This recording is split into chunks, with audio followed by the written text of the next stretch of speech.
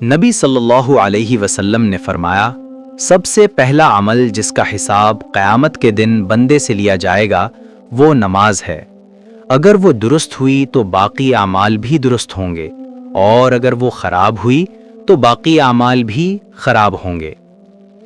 میرے دوستو، دنیا کے امتحان میں فیل ہو جائیں تو دوبارہ موقع ملتا ہے، لیکن قیامت کے دن نماز میں فیل ہو گئے تو کوئی دوسرا موقع نہیں۔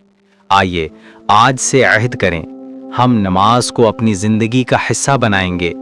فجر سے عشاء تک ہر نماز وقت پر پڑھنے کی کوشش کریں گے، کیونکہ یہی کامیابی کی چابی ہے۔ آخر میں صرف ایک بات یاد رکھیں، نماز چھوڑنے والا رب سے دور ہوتا ہے، اور نماز قائم کرنے والا رب کے قریب ہوتا ہے۔ اللہم اجعلنا من المقیمین الصلاۃ، یا اللہ ہمیں ان لوگوں میں شامل کر جو دل سے نماز پڑھتے ہیں۔ آمین اللہم آمین۔ السلام علیکم ورحمۃ اللہ وبرکاتہ۔ فن